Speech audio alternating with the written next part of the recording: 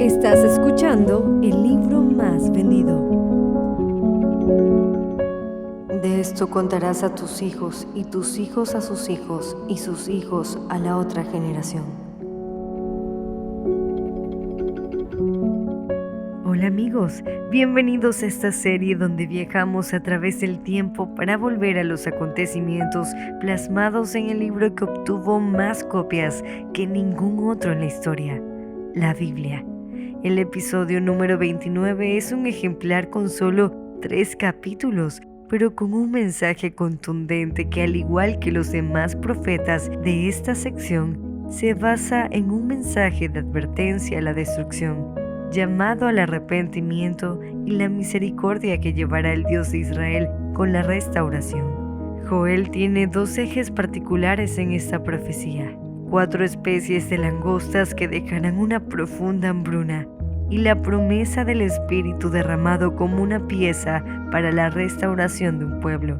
Un libro que citó Pedro ya en nuestra era, cuando de repente los discípulos reunidos en una casa empezaron a hablar en otros idiomas.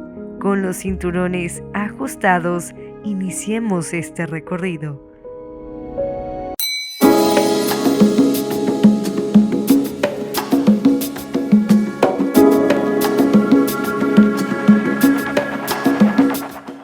Palabra del Señor que vino a Joel, hijo de Petuel.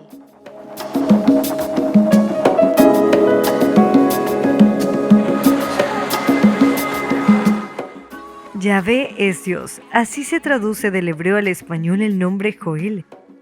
Este profeta menor, considerado así por haber escrito pocas hojas en su libro, no tiene alguna otra aparición en el Antiguo Testamento y, según eruditos, no puede identificarse con otros hombres llamados Joel que hay en el Tanaj. Sin embargo, su profecía tiene una muy importante mención en el libro de Hechos de los Apóstoles. Por su interés y menciones de Judá y Jerusalén, se interpreta que Joel vivió en esa región. No hay una fecha exacta para este libro. Pudo haber sido escrito entre el siglo VII y el siglo V antes del Mesías. Pudo haber sido luego de la deportación del reino de Israel por los asirios. El libro de Joel tiene impresionantes paralelismos con el lenguaje del profeta Amós, Miqueas, Sofonías, Jeremías y Ezequiel. Algunos eruditos afirman que entre los profetas habían frases comunes, dichos parecidos basados en tradiciones literarias y religiosas propias de la mentalidad hebrea de la época. Con esto hemos respondido las 4 primeras preguntas de este libro cortito pero contundente. Vayamos ahora al contenido del ejemplar.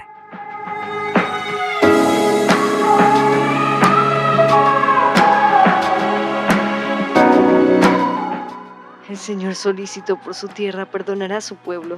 Tierra, no temas, alégrate y gózate, porque el Señor hará grandes cosas. Animales del campo, no temáis, porque los pastos del desierto reverdecerán, porque los árboles llevarán su fruto, la higuera y la vid darán sus frutos. Ustedes también, hijos de Sión, alégrense y gócense en el Señor nuestro Dios, porque nos ha dado la primera lluvia a su tiempo, y hará descender sobre vosotros lluvia temprana y tardía.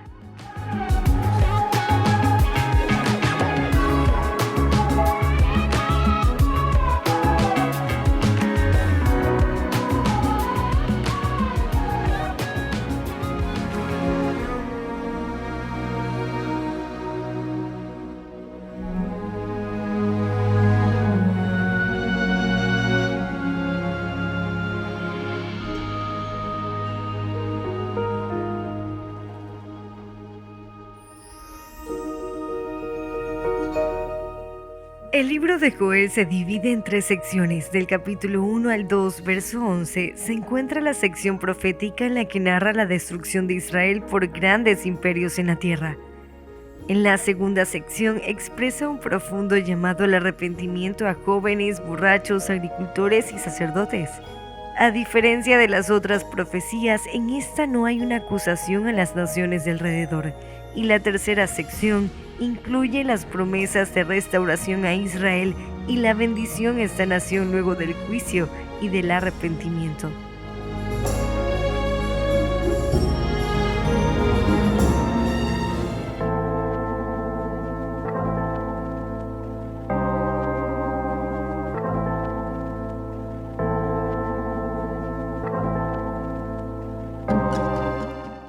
Lo que quedó de la oruga comió el saltón, y lo que quedó del saltón comió el revoltón, y la langosta comió lo que del revoltón había quedado.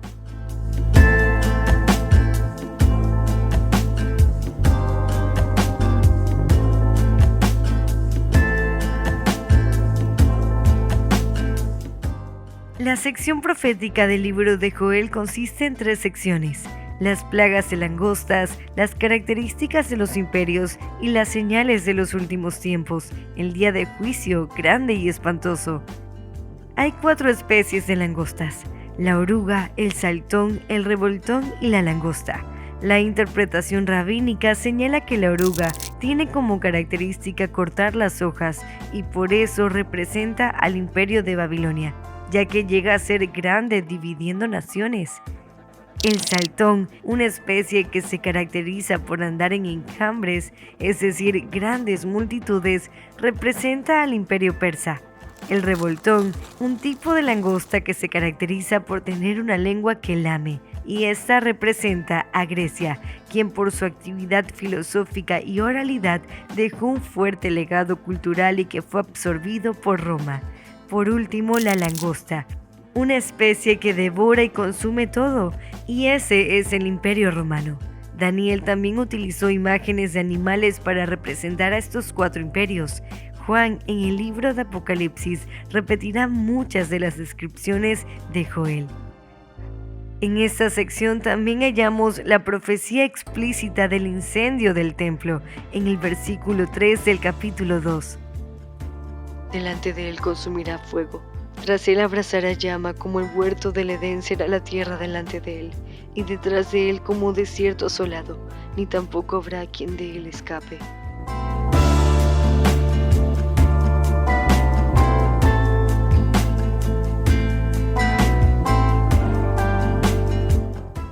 La segunda sección, que va del verso 12 al 17 del capítulo 2, expone un firme llamado al arrepentimiento a todo el pueblo de Israel, con la esperanza de que, de ser así, tal vez el Señor podría evitar el juicio inminente.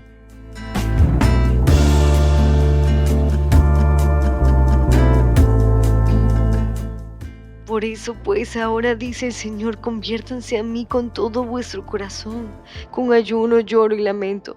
Rasguen el corazón y no los vestidos, y conviértanse al Señor su Dios, porque misericordioso es y clemente.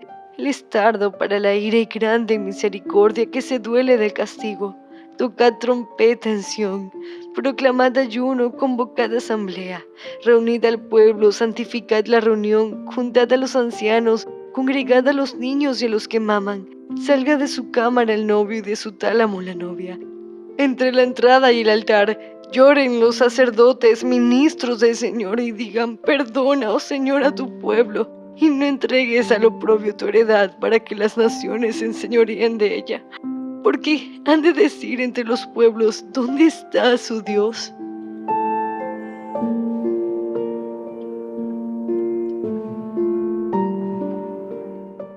La restauración y la bendición solo llegarán después del juicio.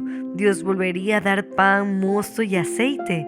Y es interesante porque estos 3 elementos, pan, mosto y aceite, que menciona Joel, son los mismos 3 elementos que devastarían las plagas de langostas.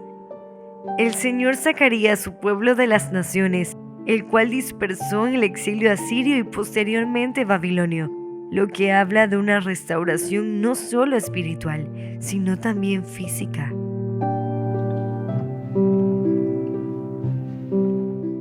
Y os restituiré los años que comió la oruga, el saltón, el revoltón y la langosta, mi gran ejército que envié contra vosotros.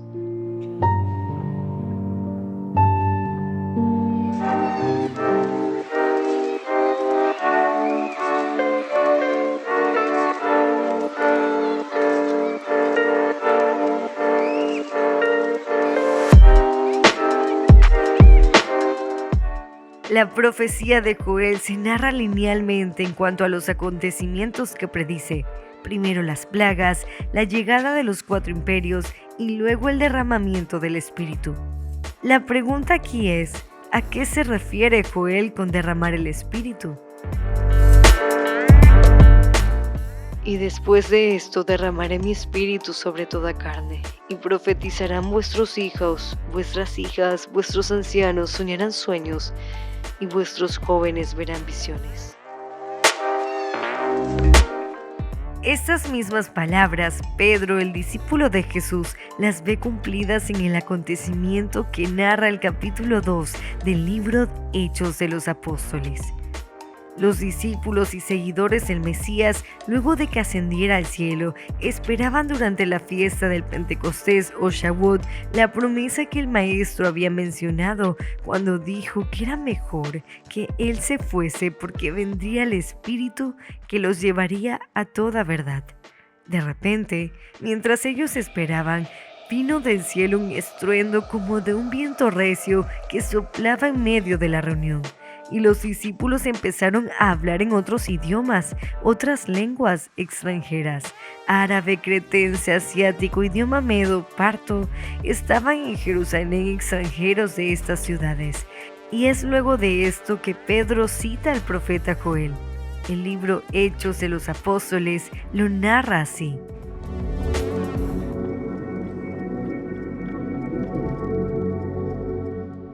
Entonces Pedro, poniéndose en pie con los 11, alzó la voz y les habló diciendo: varones judíos y todos los que habitan en Jerusalén, esto os será notorio, oigan mis palabras, porque estos no están ebrios como vosotros suponéis, puesto que es la hora tercera del día, mas esto es lo dicho por el profeta Joel. En los postreros días, dice Dios, derramaré mi espíritu sobre toda carne, y vuestros hijos y vuestras hijas profetizarán, vuestros jóvenes verán visiones y vuestros ancianos soñarán sueños, y de cierto sobre mis siervos y sobre mis siervas en aquellos días derramaré mi espíritu y profetizarán.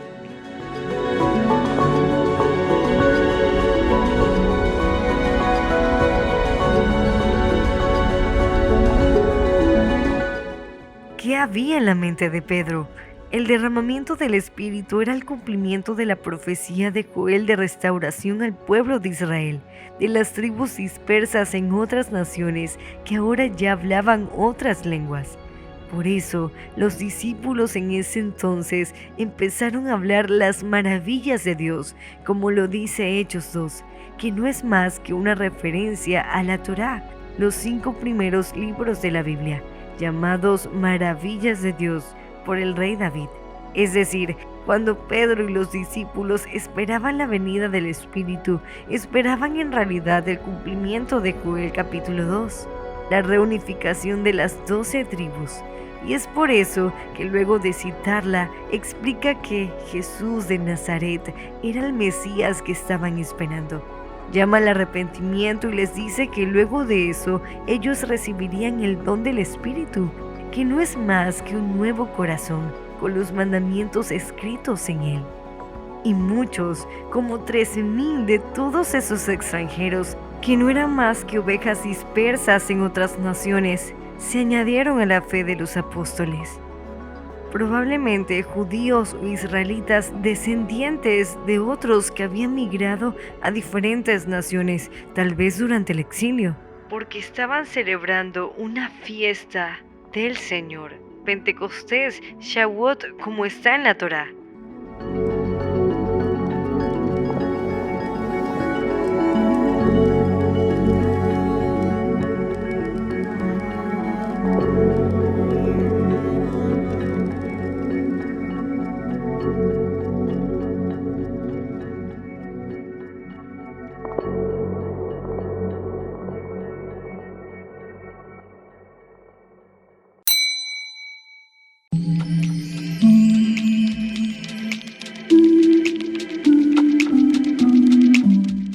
Luego de la reunificación del pueblo de Israel, de acuerdo a la profecía de Joel, el Señor traería a todas las naciones al valle de Josafat, conocido actualmente como Valle de Kidrot.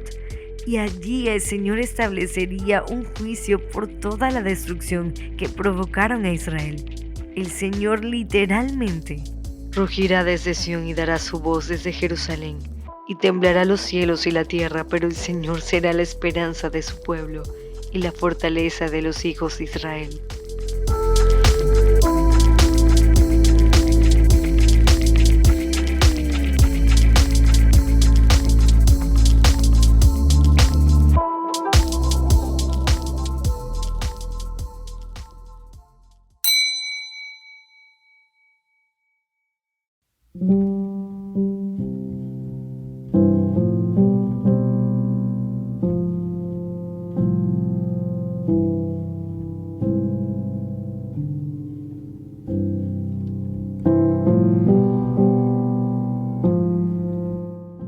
Así termina esta profecía impresionante, y que no solo concuerda con el mensaje de los demás profetas, sino que nos deja en claro la concepción y doctrina del primer siglo con respecto al Espíritu.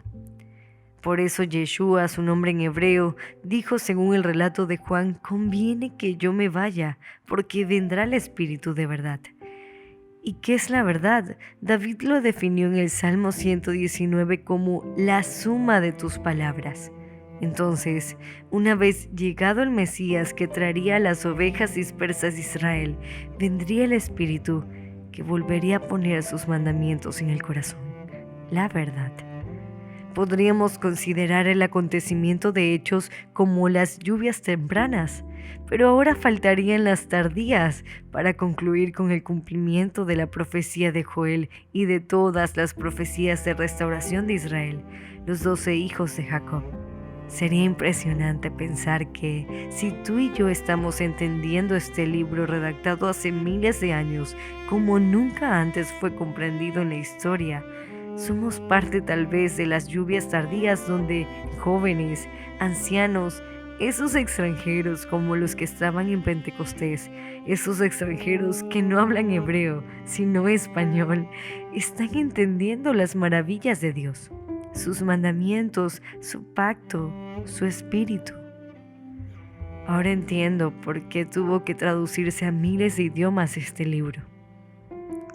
Entonces, amigos, que sople el espíritu y se complete la lluvia tardía.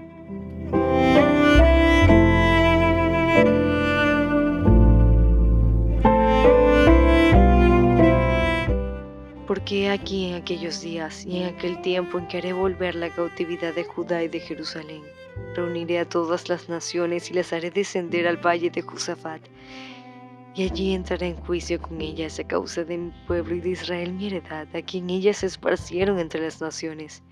Judá será habitada para siempre, y Jerusalén por generación en generación, y limpiaré la sangre de los que no había limpiado, y el Señor morará en Sión.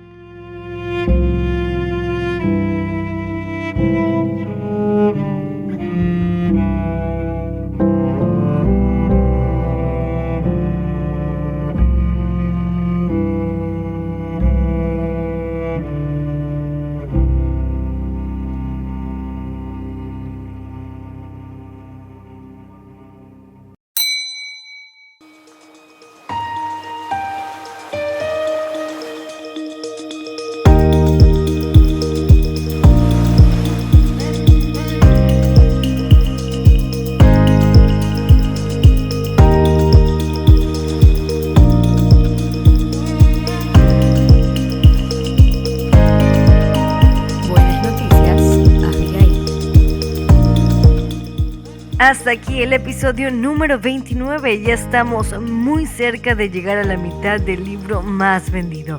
En el episodio 30 escucharemos las palabras puño y letra de Amós, quien describirá grandeza de un pueblo, pero no basado en riquezas, sino en justicia. No te lo pierdas y recuerda que puedes escuchar toda la serie en Spotify, Facebook, YouTube y a través de nuestro sitio web www.buenasnoticiasabigail.com.